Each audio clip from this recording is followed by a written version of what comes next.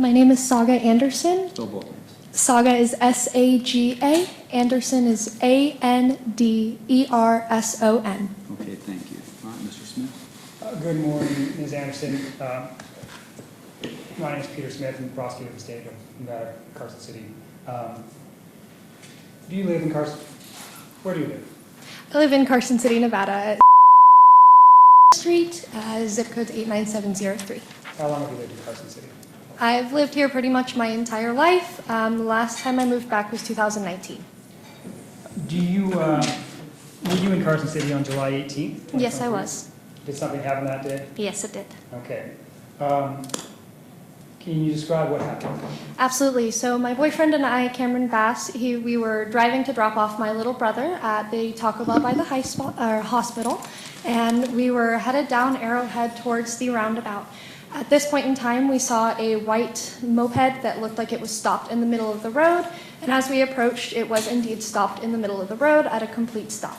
At this point, Cameron, who was driving, did honk at the driver, to which he then zoomed off, and we kind of just moved on with the situation, dropped my little brother off, and were coming back around, to which we then saw the moped again, and he was zooming down the road, driving rather recklessly, and at this point in time, we did call the cops to call it in, and then he had turned around, we turned back around to follow him, and then he had turned around, we turned back around to follow him, and then he had turned around, we turned back around to follow him. At this point, he then turned back around and appeared to be driving directly at us. So we then, Cameron proceeded to drive closer and closer to the side of the road, and on Arrowhead. Can we have a few questions? Yeah, it's quite the narrative, and you're talking real fast. Sorry. All right, Saga, I'm going to ask you Slow some down. shorter piece questions. Okay. You put a lot of information on. We'll go back through it a little bit. So you were headed on Arrow Creek toward the hospital. Arrowhead, I'm I sorry, believe Arrowhead. it is.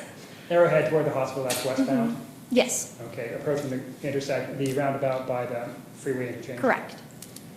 And what vehicle were you driving? I don't remember the year, but it's a Jeep Grand Cherokee. And were you driving or were you the passenger? I was the passenger, Who was driving? Cameron Bass. And whose vehicle was that? My mother and father's. I believe it's in my father's name. Okay. So you had an interaction with a driver of a moped, Correct. and did that start in the roundabout? Right in front of the roundabout, yeah. We weren't quite in the roundabout yet, but it was pretty close to being into the roundabout at Okay, that so point. what was the moped doing? Stopped in the middle of the road completely. Was that before entering the roundabout? Correct. Were there any vehicles in the roundabout? No, there were not. Okay. So the driver, Mr. Bass, honked the horn, Correct. and then what happened? The moped left. He turned right, I believe it was, and we lost sight of him and took my little brother to work. Okay, so that seemed to be the end of the incident as far as you Correct. knew. But what was it the end of the incident? Well, when we came back down Arrowhead to head back towards our house, Heading eastbound now on Arrowhead? Correct, headed eastbound now on Arrowhead. We see the moped again, and he was kind of swerving in the road, driving rather recklessly. Okay. Tell me more details about that. What do you mean that he was swerving? Absolutely. So it almost appears, you know how sometimes people move their car and it almost looks like it's dancing? It kind of appeared like that with his moped. He was kind of swerving in the road a little bit. Not quite like a full swerve, just kind of a minor wiggle down the road, if that makes sense. Okay. Let me pause you right here. I'm going to show you what I have previously marked, but have not admitted States Exhibit 1. No, yeah, first of all. Sure. I'm showing you a photograph. Do you recognize this photograph? I do. What do you see presented in this photograph? I see the moped that we saw with the same person with the same helmet. Okay. This is the person you saw interacting around your head? Yes. Okay. I'll hold this for a moment.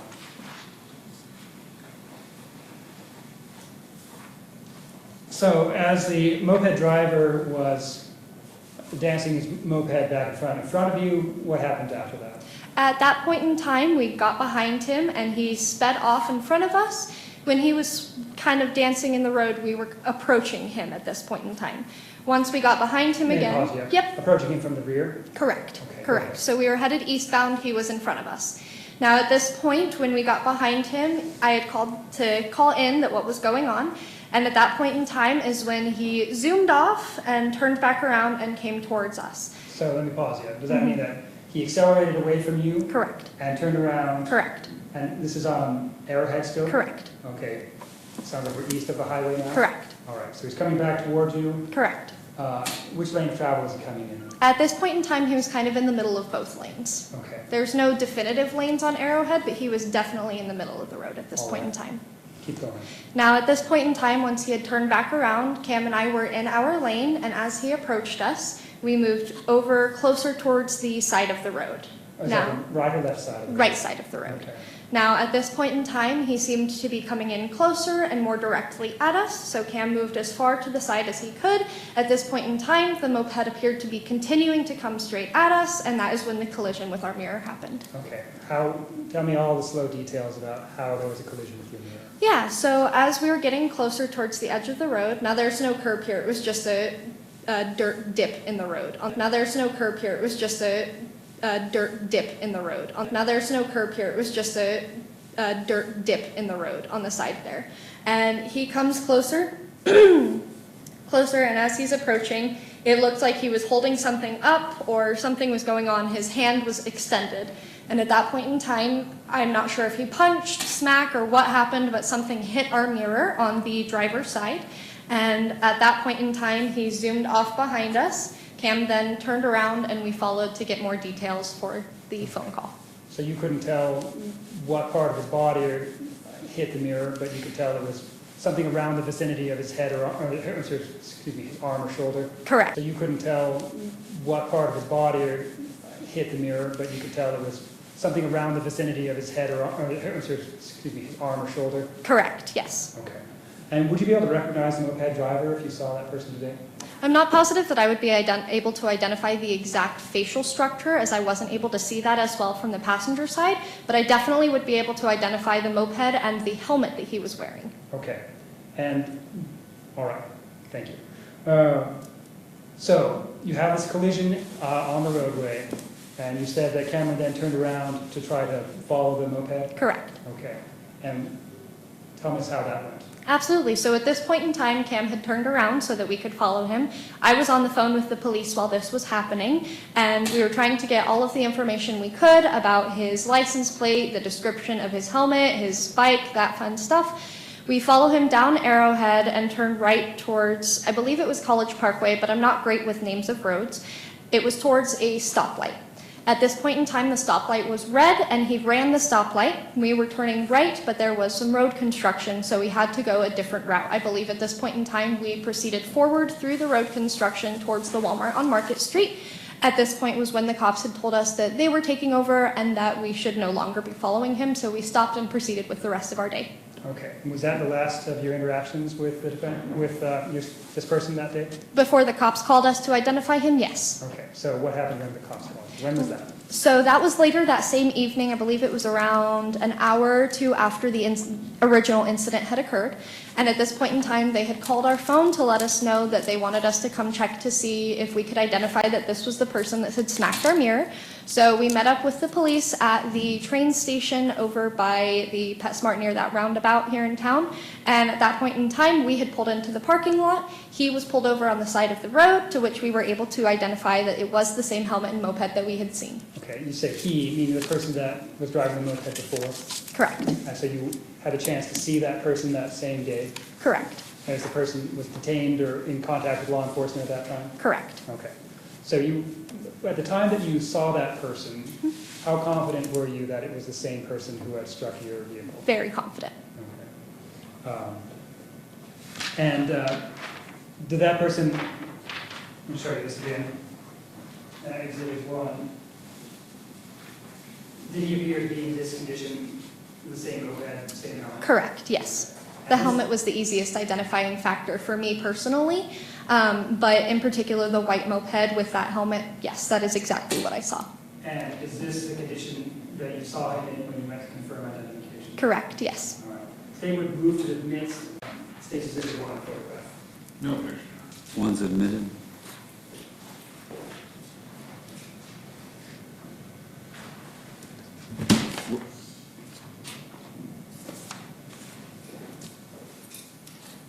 And I apologize, Your Honor, if I might use that exhibit.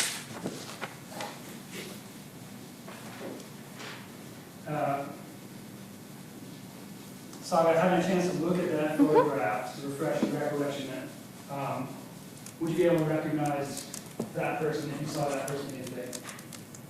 Most likely, yes. Do you see that person today? I do. Could you please identify that person by clothing? Yep, this would be that man in the blue shirt over there, the blue polo shirt. Will the record... Record will reflect identification of the defendant by the witness.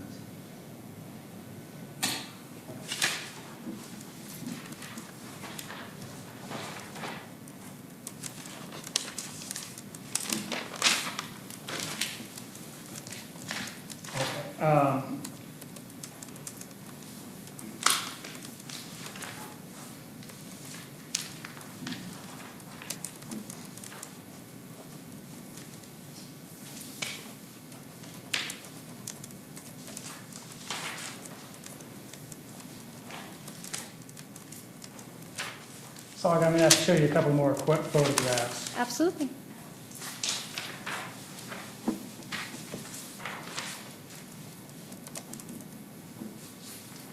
David marked State's Exhibits 2 and 3. I'm showing you State's Exhibit 2. What do you see in this photograph? This is a picture of my parents' Jeep that was on the side that was hit. Okay. So that's a photo showing the driver's side of the Jeep? Correct. Okay. And that's your parents' Jeep? That's the Correct. vehicle you were in that day? Yes. Showing you State's Exhibit number 3. What do you see here? The mirror that was shattered all over us. Okay, so this is the side view mirror? This is the driver's side mirror. Okay. The driver's side group, yeah. And it appears to be shattered, is that Correct. Okay. Did you have to replace that? We did. And what was the approximate value of the replacement cost? Well, we haven't gotten a full replacement from like an auto parts or anything like that kind of store. I purchased about $25 replacement off of Amazon that doesn't fully fit, but it gets the job done for now. Okay. Have you had any other investigations on what the cost would be to replace it? Yes, I have. I do believe it was about $40 to $60, depending on where we went for that full replacement on that point. And are these photographs, do you remember when they were taken? Yeah, those were taken the same night. This was after the police had called us to identify. Okay, the same night as the incident? Correct. And these pictures fairly represent the condition of your vehicle at that night? Yeah, I would say so. When I say your vehicle, it's your My parent, yes, yes. Okay, we move to admit State's Exhibits 2 and 3. No, sir. 2 and 3 are admitted.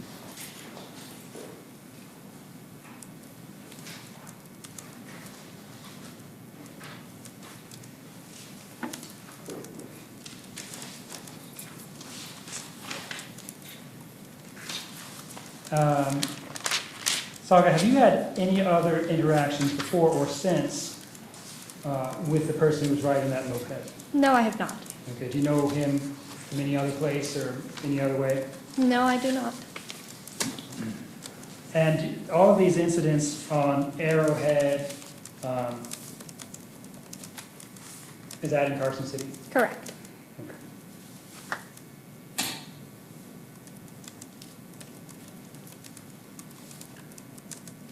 So where was it that you saw the defendant run a red light?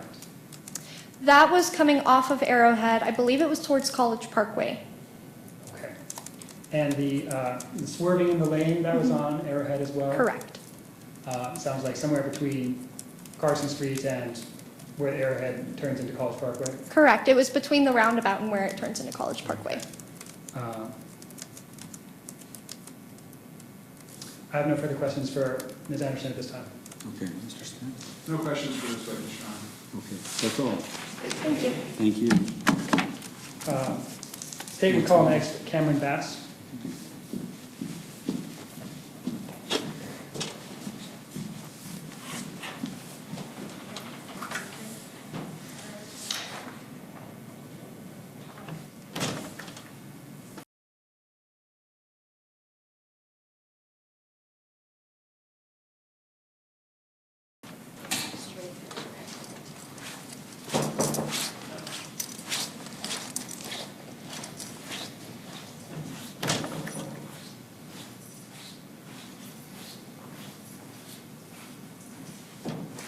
Have a seat there, and if you would, state your name and spell your last name.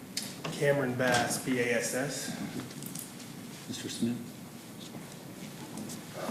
Thank you. Mr. Bass, my name is Peter Smith. I'm an attorney for Carson City. I'm going to ask you a couple of questions about what happened on June 18th, 2023. Did you live in Carson City? Yes, I did. How long have you lived here? Born and raised, but I spent 2 years in Georgia during high school, but came back. Okay. Did you live in Carson City on June 18th, 2023? Yes, I did. Did anything happen that day that was out of the ordinary? No, at first we were just taking Saga's little brother to his work at Taco Bell, and came across this guy on a moped in the roundabout area, and he kind of came to a halt when we were behind him and came to a complete stop, and so I honked. I remember he turned around and smiled at me, and that was about it. So I continued on to Taco Bell, dropped off Epic, and went back the same way, and saw the moped guy again. I think he flipped me the finger or something when he drove by. So I turned around so I could get a description on the guy, and that's when he also turned around. We were going for a good head on, and I remember going into the shoulder as far as I could to not hit him, but it kept he just kept coming towards us. And when he drove by, he punched the mirror with his left hand, and our window was down, so we just got a good blast of glass. Okay. I'm going to go back over all of that sort of step by step to try and parse that out a little bit, Okay. step by step. So it was June 18th, 2023, is that correct? I believe so. I do not recall off the top of my head, Oh. because it was like last year. Okay. And about what time of day or night was it? About to be 5 o'clock, I think. I think that's when Epic had to be at work. Okay. And you came toward a roundabout. Which roundabout was that?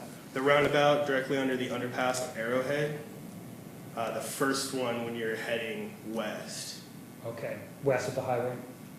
Yeah, so I was east of it heading west, and it was the first roundabout you take before you get to the other roundabout and head to where the hospital is. And you came across a moped driver? Yeah. And what happened with that moped driver there at the roundabout? I think he was doing circles in the roundabout or something, but by the time we got there, he was going slow and we couldn't pass him. And so I just gave him a honk because I wasn't sure if he was aware we were there or if he was the only person on the road. And he ended up coming to a complete stop when I honked. Were there any other vehicles in the roundabout or No. about to enter the roundabout? No. Okay. That's what made me think maybe he didn't see me, thought he was the only one on the road at the time. And what happened after you honked? After I honked, he was at a complete stop, and I remember he turned around and smiled at me, and I was like, okay, what the hell, and continued on past him. I drove around him, And Cameron, just remind you to use good language here in court. sorry about that. Okay. Apologize. So he smiled at you, and then what happened? He smiled at me, and I went around him and took her little brother to Taco Bell and dropped him off and headed back the same way. Okay, so you're headed now eastbound on Arrowhead. Yep, went back to Arrowhead, now heading eastbound, yes. Okay, and then anything else happen what happened next? No, so I went past the roundabouts and everything was fine. We were cruising down Arrowhead, and that's when I saw the same moped driver go by. And like I said, it looked like he was flipping me the finger or something, or had something in his hand, and drove by. And so I slowed down, turned around, and headed after him. And so I slowed down, turned around, and headed after him. Just to get a description on him. And by the time I turned around and was heading that way, he was already turned around again, heading towards us. Okay, so you initially were going opposite directions, is that correct? Yes. And then you turned around to follow, is that I correct? turned around to get a description on him, yes. And it was Saga with you at this time? Yes. What was she doing? She was passenger seat, and I was telling her to get dispatch on so we can get a description on this guy. Was she calling dispatch? Yeah. Okay. So you turned around to follow and try and get an indication or a description of this moped driver, right? Yes. Okay. So then what happened? And then by the time I turned around to get the description on him, I noticed he turned around too. Now we're heading in opposite directions once again. He was heading towards us. And I remember thinking, wow, he already turned around. And it looked like he was like in the middle of the road. And so I remember going into the shoulder to get out of his way, kind of, and he just kept coming towards us, it was like I was like, the entire right side of our vehicle was in the dirt, not even in the road, so I could try to avoid him, and he was still coming at us. And within a few seconds, he drove right by us and punched our mirror and continued on that way. Well, I then turned around again to follow after him. Okay. Let me pause here for a moment. May I have an exhibit here? Right there.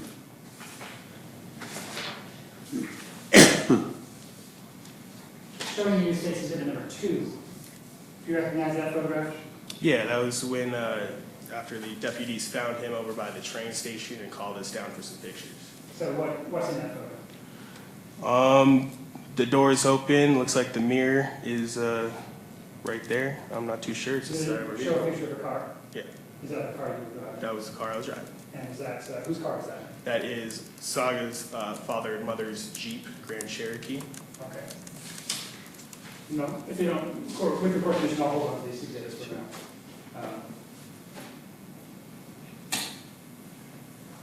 So you were having this approach with a moped driver. Do you remember what the moped, I'll get to that next. You're coming closer, you said you were trying to move onto the right side shoulder, make space for him as he was coming sort of toward you in the middle of the lane. Yes.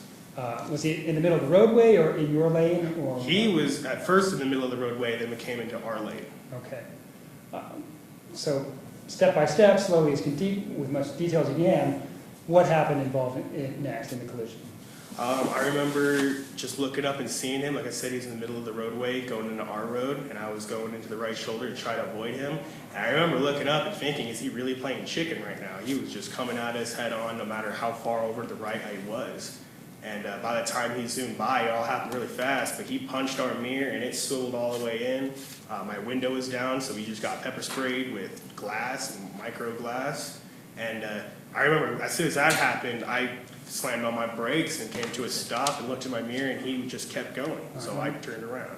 Let me pause you right there. Were you able to see how he was able to, what body part he used to hit your mirror? He used his fist. He had gloves on, of course, for the moped, but yeah, he used his left hand and he had gloves on. Okay, you were able to see him strike the side of your mirror Yeah. with his fist or hand? Yeah, I saw him pull up his hand and strike it.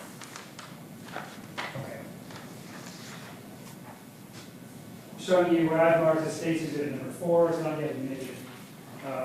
Do you recognize this photograph? Yeah, that was the picture the deputy took of all the glass on the floor. Okay, so can you describe what is in here? What are we seeing when we look at this picture? Dirty floor, glass everywhere, floor of the Jeep. Okay, it's the Jeep you were driving, Yes. and there's glass on the floor of the Jeep. Yep. And where did that glass come from? That glass came from him punching the mirror and went right through our open window and sprayed us everywhere and went everywhere on the floor. And is this, do you know when this picture was taken? The same day as the occurrence. Okay, is this what the driver's side footwell of your Jeep you were driving looked like after that? You were struck by that? Yes, sir. That local driver? State of Utah is at United States Exhibit 4. No. 4 is admitted. Thank you, Your Honor.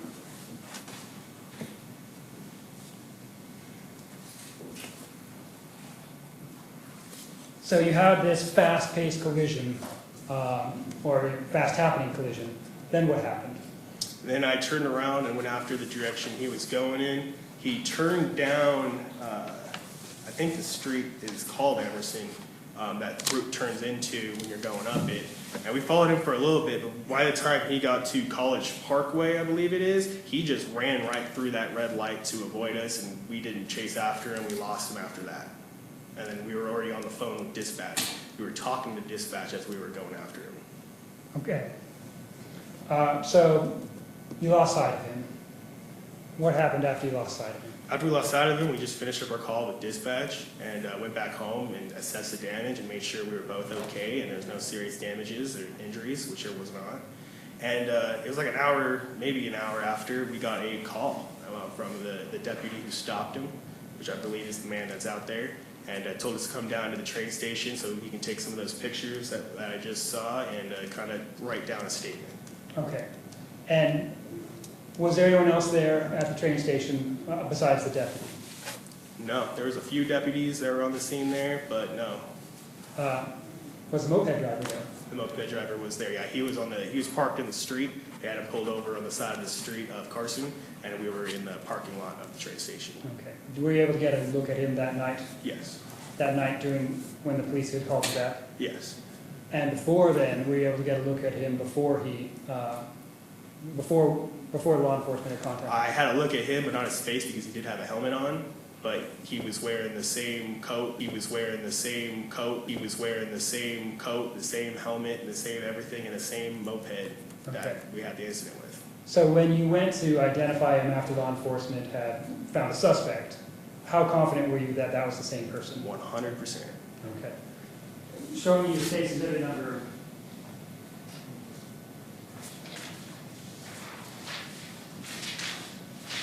1. Is that the person you saw? Yep. Is that the person who broke the side mirror on the Jeep you were driving? Yes. Would you be able to recognize that person today? Yes. Can you see that person in the courtroom today? Yes. Can you identify that person in the courtroom by clothing that he is wearing? Blue shirt, polo. Record will reflect identification of the defendant by the witness.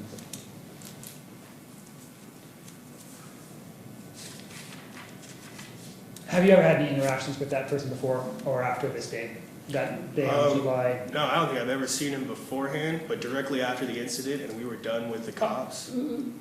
Let me pause you there. I think that's beyond the scope of what I really wanted to ask. You had never met this person before, is that correct? Okay.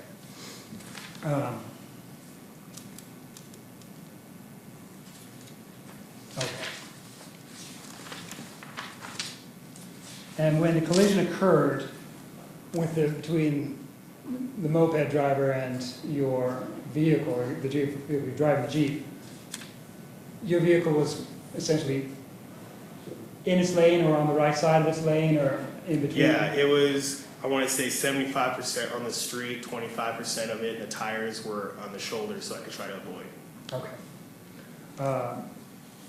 And that spot on Arrowhead, is that in Carson City? Yes. Okay. No further questions. Mr. Spence? Thank you. Just a few questions. Mr. Bass, you said that when you first saw him, that he was in the roundabout, and that's when you honked at him. Yes. And that was the first time you'd seen him that day. Yes. Okay. And then you were able to drive past him after the honking and no further incident, is that correct? Yeah, and then I went to Taco Bell and came back. And then after that, when you saw him a second time, you went past him initially with no incident, no contact. You were able to drive past each other, but then you turned around to get a description of him. Yes, I did. And why would you do that if there hadn't been any contact or nobody? Because I wasn't sure if he was flipping me the bird or if he had something in his hand. I honestly didn't know if he was just flipping me off or had a gun or had something in his hand. I thought he was going to throw something at the Jeep. So you're saying in your fear, it was best to pursue him, basically becoming the aggressor in the situation. I just initially confronted him. I didn't mean to confront him. I was just going after him so I can get a description on him. I wasn't going to stop and talk to him and say, hey, what's going on? I was just trying to see what color pants he was wearing, what he was wearing, and what color the moped was. But by the time I turned around, he was already turned around. And so, but without incident, you would naturally assume there was going to be a problem and then begin to create one by trying to follow him or look at him again. No. Okay. No further questions. No follow-up, Your Honor. Okay, all right, Mr. Harrison, thank you. All right, Mr. Harrison, thank you. All right, Mr. Harrison, thank you.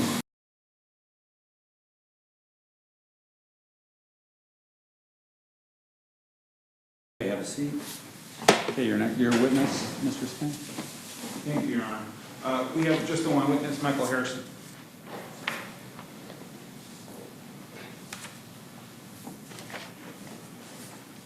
Okay, raise your right hand. Do you swear to tell the truth, the whole truth, and nothing but the truth? Yes. Have a seat. State your name and spell your last. Michael Harrison, Harrison. Mr. Harrison, you understand that you have the absolute right to remain silent. You don't have to say anything. If you do remain silent, I can't infer anything by that. You understand that? Yes, sir. Of course, you do have the right to testify. If you testify, you're giving up your right to remain silent. Yes. You understand that? Yes, And you sir. choose to testify? Yes, sir. Okay, Mr. Smith. Thank you. Mr. Harrison, how old are you? I am 30. How long have you lived in Carson City? Last 7 years, sir. Okay. And are you pretty familiar with the area? I am. I DoorDashed for about 2.5 years, and so I'd say I know the area quite well. Okay. And I'm going to ask you to recall July 18th of last year. Do you have the ability to do that? Yes. Okay. And roughly in the evening when you were working, what were you doing exactly? So on, I was just doing DoorDash, just delivering food. Okay, and was that in the area of Arrowhead? One of my last deliveries that day was near Arrowhead, yes. Okay, and do you frequently deliver in that area? Not in Arrowhead. There are actually not too many houses that get DoorDash on Arrowhead. The villas up above at Arrowhead is usually where I end up. Okay, and then on the day of the incident, did you find yourself in a roundabout? Yes. And what were you doing? So in that incident where in the roundabout, I had just exited the interstate, so that is the east side roundabout there on Arrowhead. I heard on my earpiece turn left on Arrowhead, so I got in the roundabout, but I realized if I turn left, that would be going towards like the hotels, and that's not where I thought I was going. So I'm about, 2/3 the way around, almost on my full second, when I get honked at by a gray Jeep. So I continue through the roundabout. Well, let me stop you I'm there. sorry. So you were in the roundabout trying to get your bearings? Yes, sir. Is that fair to say? Yes, sir. And while you were attempting to get your bearings and straighten out so you could be heading in the right direction, you were honked at? Yes, sir. And did you know the person honking at you? No, Have you sir. ever seen that person before that honk? No, sir. And what happened after the honk? So after the honk, I exited the roundabout under the bridge and pulled off to the side of the road right on the bridge. After that, the gray Jeep went around me and continued on. Was there any incident beyond the honk? There was an incident later after I made my But delivery. at this point, Oh, no, at this point, no. you pulled over and the Jeep went on its way. Jeep went on its way, I pulled out my What did phone. you do after the Jeep went on its way? I pulled out my phone and just checked to see where I was going. I found out it was east on Arrowhead, and I went and made the delivery. Okay, and you were successfully delivered? I Okay. And when you were done delivering, did you find yourself on Arrowhead again? I did. I headed the westbound now on Arrowhead. And at that point, did you encounter the Jeep again? I did. Coming towards me was the gray Jeep. Okay. And at that point, had anything happened? Did you guys just pass each other? Did they stop? What happened? So as we were approaching each other, right before the Jeep passed, the Jeep swerved into my lane, trying to hit me, and I pulled off and I stopped on the side of the road. Okay. But did it hit you? No. And did it move past you? Yes, it was behind me at that point. And then what did you do as it moved past you? After it moved past me, I just pulled over and was kind of shocked, and I turned around just to see if I could see a license plate or see who it was, and I saw the Jeep making a 3-point turn in the middle of the road. Okay, so it was turning around towards you. Yes, sir. What did you do? I didn't want to be run down, so I turned towards the Jeep and accelerated as fast as I could in my lane. Towards the Jeep. Towards the Jeep, yes. So at this point, you guys were coming at each other again. Yes, sir. And now opposites. You were coming this way, now you're coming this way because the Jeep had turned around. Yes, so in this instance, the Jeep would have been westbound, I would have been eastbound now. Okay. And then once you both have turned around, you're coming towards each other again, where are you positioned on the road? I'm in my lane, and if anything, I'm getting more towards the shoulder, but it's rocky up there, and I know if I hit the shoulder, I'm gonna slide out my bike. Okay. And what does the Jeep do? The Jeep is coming at me and is getting closer and closer to the point where I can't go anymore. I'll slide out because the rocks, and right before the Jeep hits me, because it's coming towards me, I put up my hand, and the Jeep hit my hand. So is your testimony that the Jeep was on your side of the road while you're on the shoulder? Yes, sir. Yes. And that the Jeep was getting close enough to strike your bike? Yes, sir. Or moped? Scooter. More accurately, scooter. It got so close that when you put your hand up, did your hand make contact with the Jeep? Yes. And what part of your body, what part of the Jeep? It was my hand with the driver's side mirror. Okay. And did anything else get hit? Your moped, your body, just the hand? Just my body, my hand, Okay. my hand in the mirror. That was And it. immediately after that impact, what happened? I ran away. I immediately ran. I ran away. It was towards College Parkway, where I immediately did see a uniformed, marked police officer. So you left that scene as quickly as you could and found a police officer? Yeah, I didn't look back. I was too scared. Okay. And once you saw that police officer, did you try to make contact? I did. It was in the intersection of Hot Springs Road and Roop. As I'm in the intersection, because he's the marked police officer is the first car in line, I'm waving my hands. I pull over to the side of the road on my scooter, and I'm waving both of my hands, and he just drives on. So he didn't see you? I guess not. Okay. And so that takes care of that incident, but later that day, you were stopped by the police. Yes, sir. And when the police pulled you over and they had a conversation with you, did they ever investigate that you might have been the victim of a hit and run or somebody trying to challenge you or drive at you or scare you? No. Is that the reason why you were difficult or not understanding the purpose of the stop? I felt like I was being accused. Even though in your mind you're the victim? Well, right, yeah. And so would you agree that you were nervous with the police when they stopped you? Absolutely. It wasn't one police car. It was about 3 to 5 that had already pulled over another motorcyclist, and they were surrounding him in the parking lot. And so they just pulled me over for going under the speed limit or something. And at any point in their conversation, did they ever allow you to explain the situation from your point of view? no, Did they give you the opportunity to explain the situation? no. Did you immediately call the police after that stop to report what happened to set the record straight? The next day, I went in and filed a full police report as well as a 911 call, which I was instructed to make when I walked into the sheriff's deputies the next morning. And why the delay? Why didn't, if somebody had scared you that much, why did you delay not just calling 911 immediately or that same day going to the police station? The police, from my perspective, had ignored me at the intersection of Fruit and Hot Springs Road. They didn't listen to me when I told them that I had gotten hit and that I had, that what they were describing is not what happened. Okay. But you tried to remedy as quickly as you could and you went the next day? The next day, when I had a, cooler head, I filed, again, a written police report with everything and a verbal 911 call police report as well. And when you filled out that report, was it the truth? Yes. And did you fill it out as honestly as you could and with as much detail as possible? Yes. And what happened after that? The deputy who took the report from my hands, Jim Lachew, waved in my face and said, "Now I'm going to charge you with filing a false police report." Okay. And so basically, in your words, this incident, you were just working, you were delivering, and then the Jeep encountered you, the Jeep pursued you, eventually hit you, and you had to get away. Yes. Is that fair? Okay. And then you were able to get away, and the next day you filed a police report? Yes. Okay. We have no further questions. Mr. Smith? So, Mr. Harrison, you said you were taking instructions in your earpiece. Is that like a Bluetooth headset connected to your phone? Yeah, like a secured Apple EarPod tethered to me that just gives me left-right directions. Okay. And so you had your phone on you. You said you were checking your phone after you in this roundabout. I carry it on my chest. When I was fully pulled over, that's when I pulled out my phone and checked the Google Maps and see, and then I put it back and secured it on my chest before I could go in. And so there's not a time in that day when you didn't have access to your telephone. I was working. I didn't have a lot of time. All right, you could have called 911.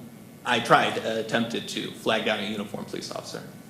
Okay, but you could have used your telephone to call 911 on it. It was being used to just pay my rent and feed my, dependent, I guess. You mean you were working and you didn't want to stop and call 911 while you were on the job? I didn't feel as if it was necessary. I planned to go in the next morning, and I did. Okay.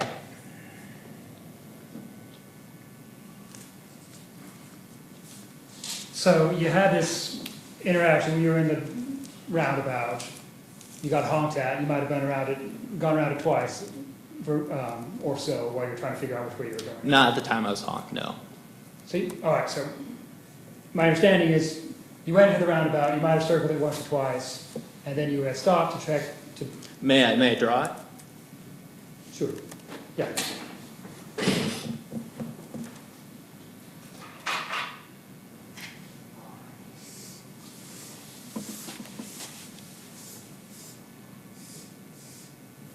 This is me coming off the interstate. This will be west arrow, What east arrow. So, what signal have you? Is that an S for yours or an R? Excuse me. sorry, S for scooter. Okay. So this is me. scooter, scooter one, scooter one, scooter one, scooter one, scooter one. So about here is where I'm lost, because they're saying turn left, but I know if I turn left, there's no houses there. Scooter one, S1, S1, S1, S1, about here, about 2/3 around.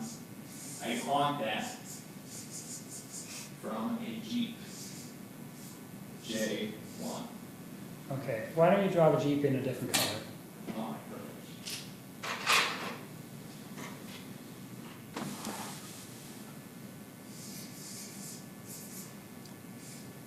So J for Jeep? Okay, Jeep 1.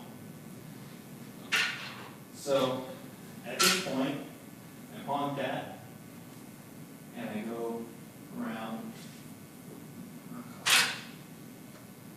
S2, S2, S2, S2, S2, S2, S2, and I exit under the bridge. There's a bridge here.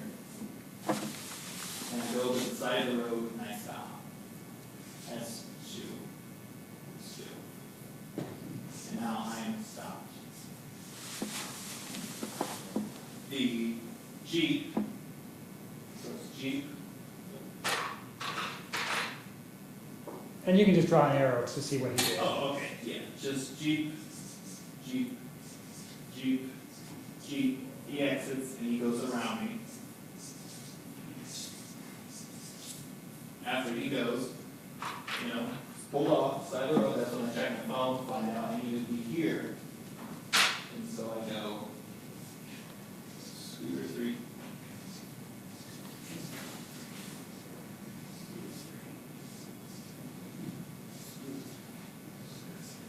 And I go and I make my delivery. Okay, that's helpful, thank you. So you had this honking interaction, it's not a big deal, it sounds like. And then you had a second interaction. And you were on your motor scooter, and you came into a, Just leave it like that. Do that. yeah, I'm just gonna ask you some questions, I don't think Oh, we'll need it. If you can return to the witness stand. And so we can hear you on the microphone. We have a recording of these things, so it's easier to make a proper record if you can record your voice. How long have you been a motor scooter rider? Since I was 17, so that's what, 12 years? Have you ever had an accident? Yeah, I used to ride motorcycles back in Illinois, and Okay. yeah, when I was I was like 17, 18, 19. And the reason I'm asking this is not about your history or skill as a motorcyclist, but about your knowledge of the dangers of having a car versus motorcycle incident. Well, I took traffic safety school at 17, and then, yeah. So you're aware of the dangers of being in a collision with a motor vehicle on a motorcycle? Well, the reason I ride a scooter is just because to me, there's no point of having the big Ninja. Yeah, I sold my Ninja to get the scooter to DoorDash. But the point I'm trying to make is that, well, I guess I'll ask you a different question. Do you think it's dangerous to be in a collision with a car when you're riding a scooter or motorbike? That sounds dangerous. Okay, more dangerous than being in a car-on-a-car collision? I think it's subjective. Probably depends on the car-to-car collision. Okay. So what I don't understand is you come back in with this vehicle that's honked at you earlier, and you say that it drove past you, and then you turn around and come into a head-on direction with it. No, not at all. That's not what I drew. No, not here in the intersection. This is later, an hour later or so when you have that second interaction. So again, I'm now going westbound on Arrowhead Road, and a gray Jeep is coming towards me. It comes into my lane to hit me, and I pull off to the side of the road. Okay, perhaps I don't understand. Go on. So I look behind me, and that's when the Jeep is making a 3-point turn to come after me, and I don't want to be run down. I'm on a scooter. I know he'll run me down. So I, as fast as I can, turn to face him, because I'm going to go to the right of him in my lane as fast as I can to make him turn around again, so that he does not run me down. So this is what I don't understand, is why did you make that decision? Why not go some other direction or step off the roadway?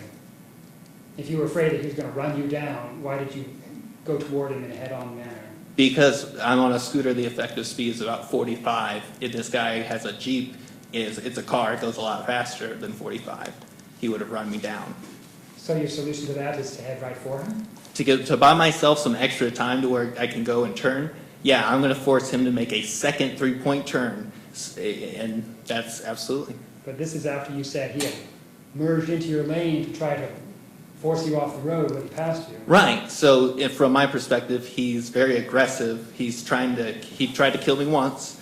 If he's making a 3-point turn to come after me, I think he's probably gonna try to do it again. All right. So why did you tell Deputy Lachew that you weren't involved in an incident that day? I actually did say that I was hit in that area. It was not received, it was not investigated. And then you went back the next day to...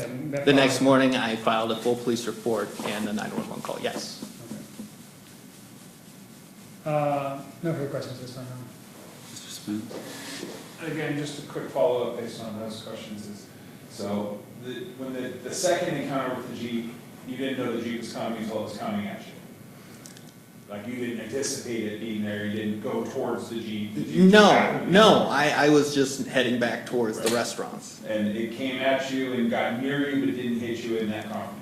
It crossed the center line, attempting to hit me, and it did not hit me the first time, no. And then the Jeep decided to turn to come back towards you, at which point you decided to turn to get away from the Jeep by going at it to get away from it, making it having to turn around again. Yes, sir. And so your thought was, if I can be quick enough on my little scooter, I can get away from him again and make it just keep trying to turn around this big Jeep on a small lane, and you have time to get away.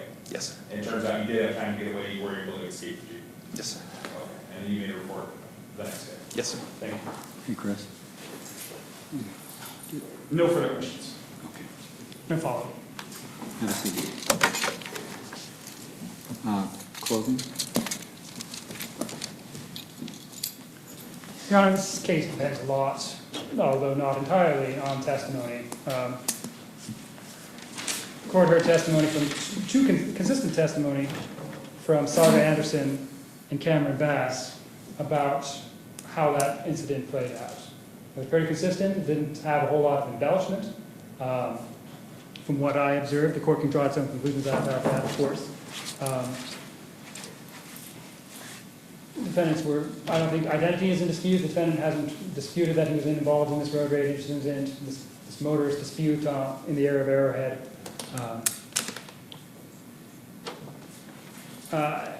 Doesn't describe, but there was dispute that there was some sort of deliberate head-on approach between these two motorists. Both of them, at various points, have described turning around and driving back. Of course, going to have to weigh the credibility as it goes to who was in whose lane, because we've heard contrasting testimony, although the two testimonies of Ms. Anderson and Mr. Bass have been consistent. What I think doesn't add up about the defendant's testimony is what was his motivation could possibly have been for turning around, if he's already had a hostile interaction with a car, a Jeep, earlier, minutes, hour earlier, then he's going to come back and have a second run at him after he's been alleged to have been run off the road. This narrative doesn't make sense to me. From a skilled and experienced motorcyclist who's going to drive toward the danger in order to make himself safer. That's compounded with the conduct of the witnesses in calling 911. You heard from Saga that she had called 911 while they were involved in this dispute, giving play-by-play narrative about what happened and describing Mr. Harrison's conduct. Mr. Harrison, all we know that he did was he said he tried to wave down a law enforcement officer, but he didn't succeed, so he just left it at that. If he had been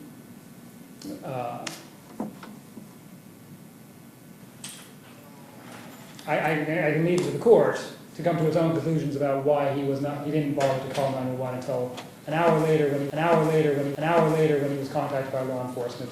The court Deputy Lachew testified plainly that the defendant denied being in the area which resulted in Deputy Chu, in fact, doing further investigation about finding traffic cameras, taking still photographs from those to confirm that the defendant was actually in the area. So it's clear he wouldn't have done that if the defendant had said, "No, I was there, but I was the one who was the victim, not the way around." Proving the defendant was in the area was part of the Deputy Lachew's investigation, which he wouldn't need to have done if the defendant had been forthright with Deputy Lachew. Which is all to say, it appears from these limited sets of facts that Mr. Harrison was not forthright about what happened with law enforcement that night, evening on the 18th, and was dishonest with Deputy Lachew about having been in the incident, been in an accident. Given that, I think that it's hard to credit his narrative of the story, and particularly in light of the obvious danger he would have put himself in to pursue this chicken with a car. We've had different testimony about that, I concede. I don't think there's dispute that there was collision with the mirror. There's no dispute that that caused damage to the vehicle. If the court is going to believe the reports of Ms. Anderson and Mr. Bass, that's clearly dangerous behavior. They also reported consistently that the defendant ran through a red light at College Parkway after the incident. So Ms. Bass testified about him driving in a sort of shaky way. I don't know what really to draw out of that other than that he has some sort of agitated mental state. But this turning around, approaching at a high rate of speed, and particularly striking the mirror with his flat of his hand as described by Mr. Bass, very dangerous. What's odd is it's so dangerous to the defendant. Both parties have given conflicting testimony. I'm not certain where the truth lies, but the weight of the evidence is clearly with the people who reported it immediately to law enforcement to say that they had been struck by Mr. Harrison. So, Your Honor, I'd ask the court to find that the defendant was driving in a reckless manner and conducting a head-on approach toward Ms. Anderson and Mr. Bass, and they were compelled to drive to the side of the road. That he struck their mirror and caused damage in excess of $25. And that the defendant subsequently lied about his involvement in the case to Deputy Lachew, denied having been in the area, resulting in Deputy Lachew engaging in further investigation, including investigating traffic cameras and obtaining still photos therefrom, from count 3. Mr. Spence? Thank you, Your Honor.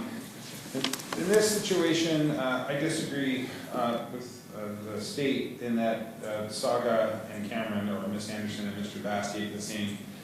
When Saga described it, she didn't say that Cameron had initially turned around first. We didn't hear that until Cameron took.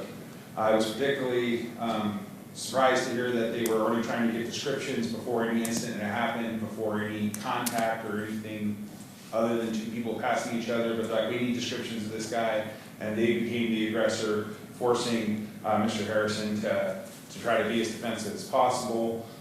In this situation, when they did have that second approach, when they came at him, he did believe the safest course of action was to not have them to run him down from behind when he can't see them, but to keep that Jeep in his line of sight, which is why he came again, turned around, went forward to try to get past them, figuring that he could get away from them, which he was able to do.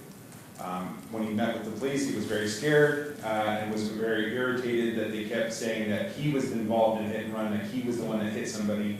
He was trying to explain that he wasn't, and therefore wasn't able to convey that.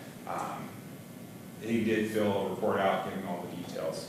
So in our position, he was defensive, he was just working, he had no reason to cause or have a fight, he was not incentivized to play chicken with the car, he wasn't trying to do that, he was trying to work, trying to be left alone, trying to make his deliveries, when he was aggressively pursued, scared off the road, and then had to eventually get away from them.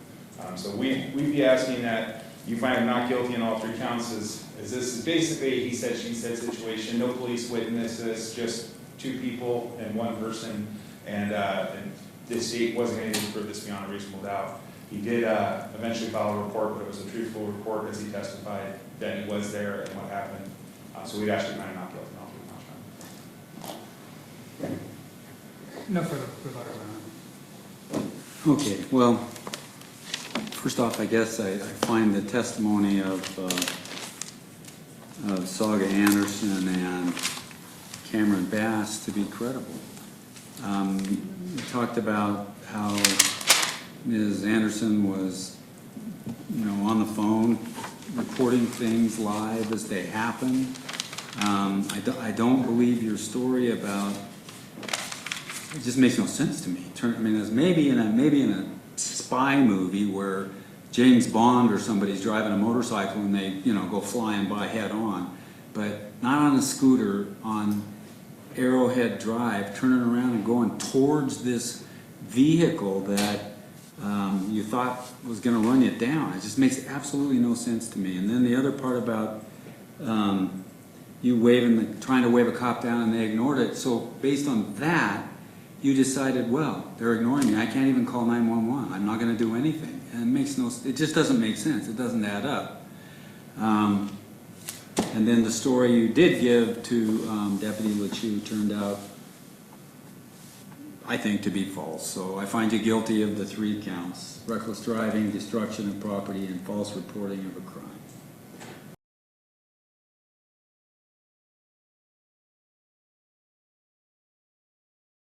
That's it. Mr. Harrison. Mr. Bass, that's it. You can be excused. We'll have our next witness now. Thank you. Stage 3rd witness will be Deputy James Lachew.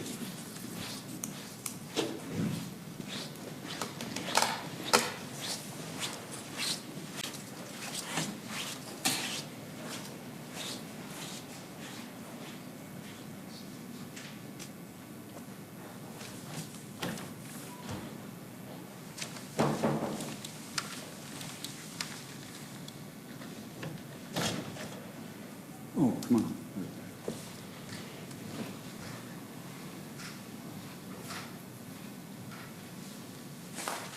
Have a seat there. State your name and spell your last.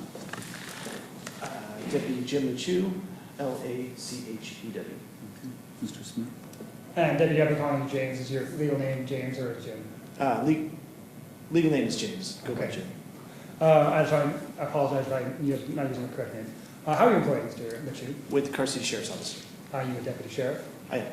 And what, can you describe your training experience as involved in your present occupation as a deputy sheriff? I went through the Nevada State Post Academy in 2010. Since then, I've worked in multiple jurisdictions with Nevada Highway Patrol, Car City Sheriff's Office, and I'm currently assigned to the traffic unit with Car City Sheriff's Office. And with the highway patrol, was that on patrol on the roadway? That's correct. And that involves investigating traffic incidents, essentially at a primary function of your duties. That's correct. All right. And with the Motors Division, what do you do?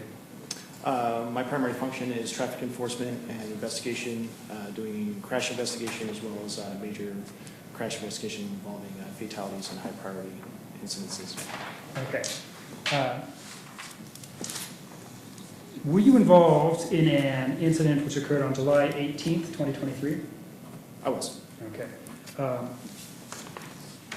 And can you recollect the details today about what happened in that incident? I can. Okay. Now, you said July? Yes. I wrote down June on the I previous. believe it's July, Your Honor. Complaint has it as July 18, 2023. It's possible I misspoke with prior witnesses, but Okay, go ahead. July 18th, did you issue a citation? I did. Okay. What was the details of that citation? It was kind of a lengthy case. Ultimately, it was a citation for reckless driving and destruction of personal property. Okay, so were you dispatched to respond to this incident? I was. What was the information you received at the time of dispatch? I was dispatched to the area of Arrowhead and Shady Tree, I believe, for a report of a hit-and-run crash involving a moped, a white moped. Is that area in Carson City? It is. And what, were you able to investigate, were you able to locate any suspects at that time? At the time of the original call, no. The white moped was reported to have left, or to have been last seen westbound on College Parkway, I believe. By the time I arrived in the area, it was no longer there, at which point I just made contact with the victims of the case and gathered some information from them. Okay. And in general terms, what was the allegation at that time from the victims, the reporting parties? The victims stated that they were behind a moped. Moped was swerving in the road, appearing to be just kind of messing around. They honked their horn because he was going relatively slow, so they wanted to pass him, but because of his movements on the roadway, they weren't able to pass. At which point he came to a complete stop. They honked their horn some more because now he's obstructing the roadway. I believe some sort of communication occurred with hand signals. The moped then went down the roadway, flipped a U-turn, and came back. As the two cars approached each other, the moped rider put out his hand and hit the mirror of the victim's vehicle, which was a blue Jeep SUV. The mirror dislodged from the housing and actually hit the driver on the arm, I believe. And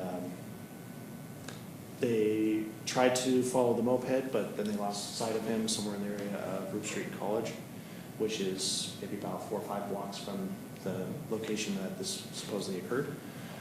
Once they lost sight of him, they drove back to the Taco Bell, which is on the north part of Carson City, off of North Carson Street, and that's where I made contact with them and gathered this information. Did you have the opportunity to inspect their vehicle? I did. What did you observe through your investigation of the vehicle? The vehicle was older. It had some prior damage to it, but I did notice that on the driver's side mirror, the mirror was missing. That's about really all I recall from the vehicle that was significant to the investigation. Yeah, perfect. All right. I'm going to show you some photographs that previously been into evidence. State's Exhibit number 2, what do you recognize in this photograph? This is the vehicle that the victims were driving. Okay.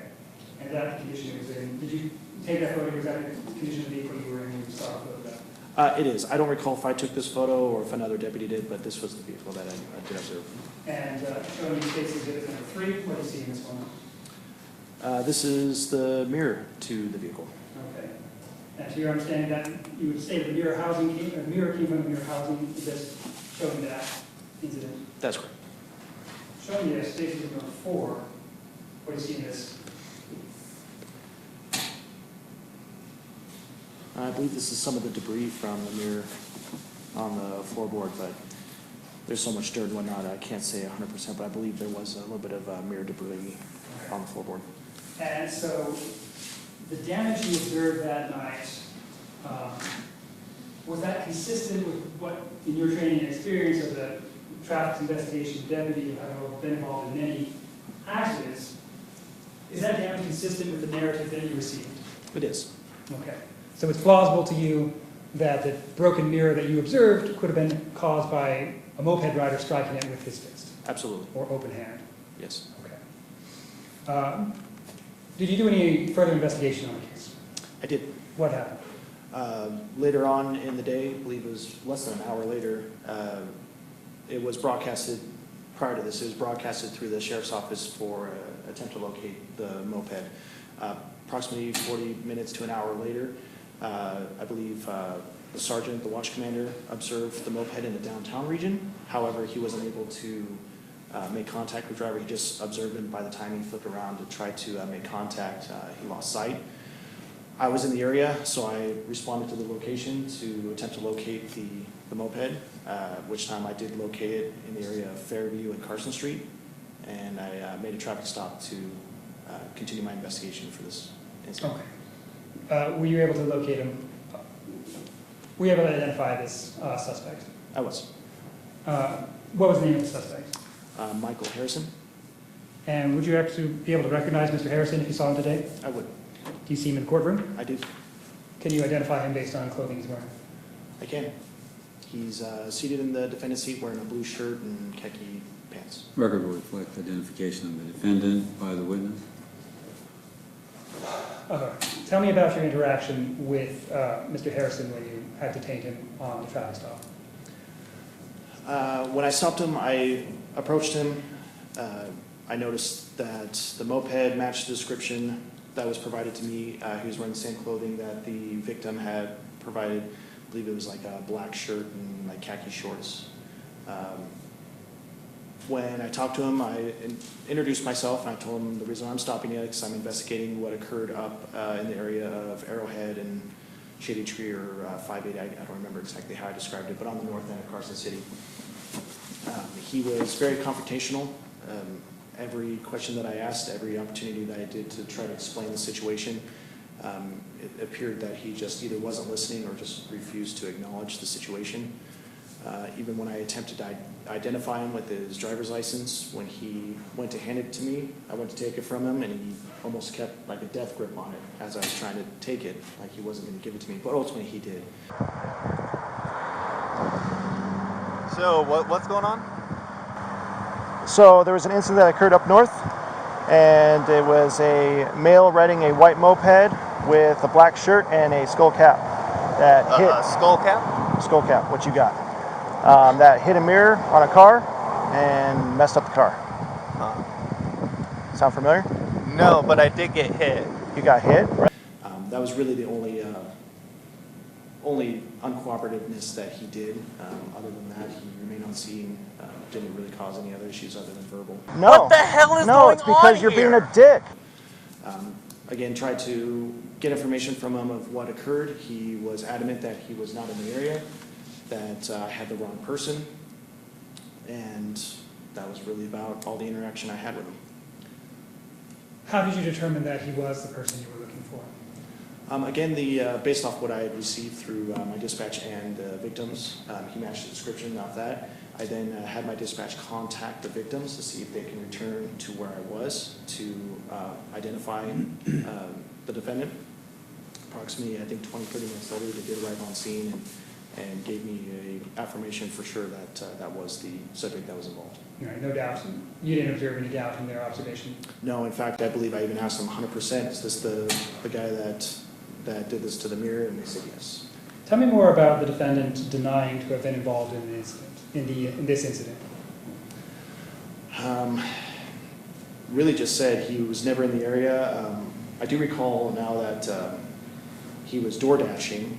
I did ask him if I could take a look at his DoorDash schedule, just to see if he had been working in that area, just to kind of prove that he wasn't in that area. He started to open it up and provided me his phone to show me, but before I could really even get my bearings on what I was looking at, he pulled it away and refused to show it to me anymore. Did you issue a citation at that time? I did. Okay. Was that your last interaction with Mr. Harrison as it involves this case? It was not. What happened next?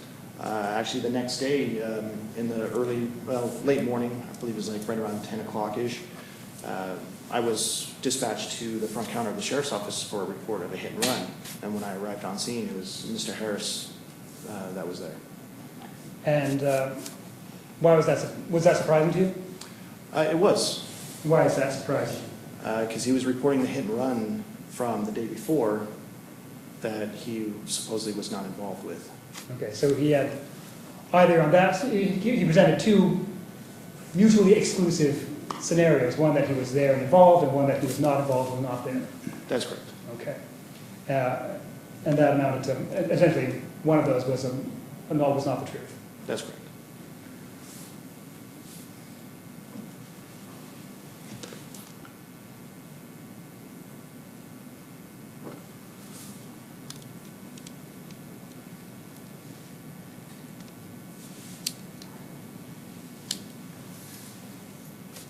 Okay.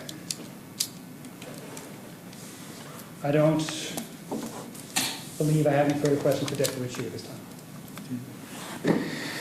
Just a few questions, Deputy Lachew. When you made contact with Mr. Harrison, he was irritated, agitated, is that fair to say? That's fair to say, yes. Is that consistent with your training when somebody's involved in an accident? They could be in shambles, they could not be themselves, excited, perhaps? I think that's reasonable. And when involved in some sort of incident, that they could be a little altered. Okay. And then when you tried to explain the purpose for your stop, did you ever explain that as, or during the course of your investigation, were you able to determine if it's possible he was the victim of this and not the perpetrator, like maybe the car attacked him? I don't recall exactly what the conversation was, but at a minimum, I couldn't gather any information because he refused to even acknowledge that he was a part of the situation. Right. And is it possible you refused to acknowledge it in your training based on the fact that he wasn't the person you were looking for because he was the victim, not the perpetrator? It's a little unusual in my experience. Usually if you have a victim of a crime, they're going to say, no, here's what actually happened. He refused to even acknowledge that he was in the area. Unless they're in shock or shambles and they're nervous with law enforcement. It's very unusual. I don't really recall too many, in any crash investigation that I've done, I don't really recall anyone saying, no, I wasn't involved, even though they were, especially if they're going to be claiming to be a victim. Okay. No further questions. Your Honor, I have a few, they're outside of the scope, so I can recall Mr. Lachew or just ask him here, but Deputy, so I'll tolerate an objection if necessary, but Deputy, did you do any other efforts to corroborate the statements of the reporting parties about Mr. Harrison being in the location of the incident on the night of the afternoon of the 18th? I did. What did you do? I reviewed traffic cams from around the city. Okay, so tell me about these traffic cameras. How do they work and where are they? So traffic cameras are on most of the major throughways around the city. I couldn't even venture to guess how many there are, hundreds maybe. Me being part of the traffic unit, I have access to these cameras, just mostly for investigations for traffic crimes and whatnot.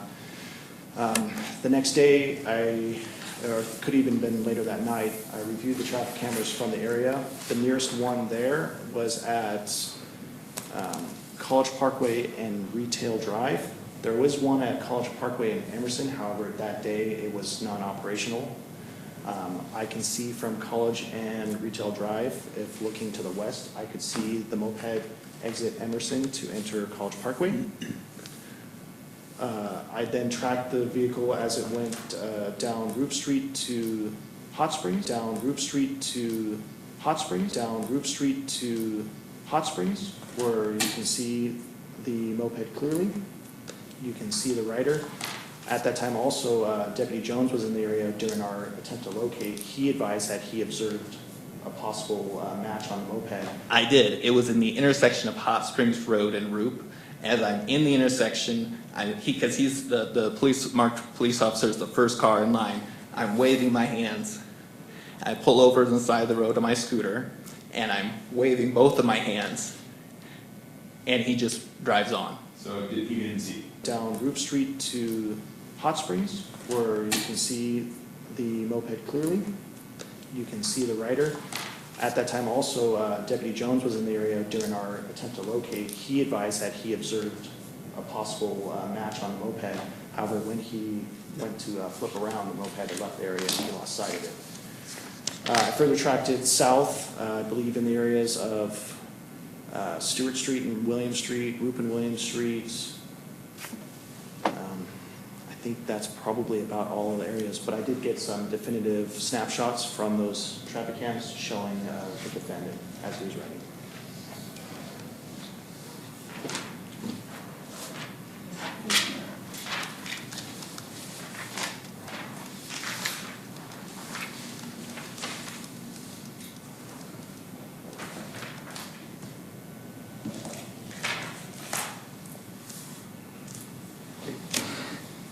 Showing you what have been previously, what I have marked as State's Exhibits 5, 6, 7, 8, which have not yet been admitted. We take a look at these, and these 4 photographs. I'm sorry, I started together. And Chairman, if you will flip to the back and tell me which one you're looking at, and tell us what you can see. So what number are you looking at now, Deputy? Let's see, this is labeled number 7. What do you see in that photograph? This is Burger King. Okay, so this is College Parkway at North Carson Street.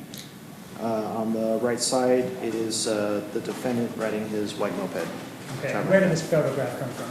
This is from the traffic camera in that intersection. Did you obtain this photograph in the course of your investigation? I did. And is that, when you reviewed the traffic camera, are they timestamped? Usually, yes. And this photograph does not have a timestamp, is that correct? That's correct. Were you able to confirm the timestamp, that the time this photograph, this still frame was taken, corresponded to the time in the vicinity shortly after the alleged incident? That's correct. Okay. Moving to the next one. Let's see, this one is labeled number 6. This is the, Hold on. You want to see the photograph? Yes. Your Honor, by stipulation, we'll move to admit the photographs 5, 6, 7, and 8. They are admitted. And just, no further questions for Deputy Lachew, thank you. No follow-up. Deputy, thank you. That's it.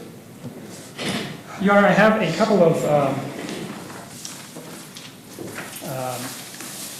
here before the state closes evidence, I would move to amend the criminal complaint to conform with the evidence presented. Specifically, count 1 on line 11. The criminal complaint says, travel head-on towards another vehicle before ultimately striking the passenger mirror of said vehicle. I would move to amend passenger to driver's side based on the evidence presented today to conform with those facts.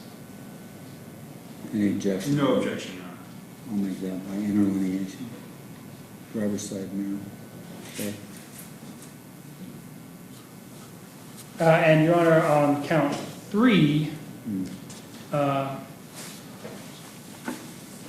Line 21.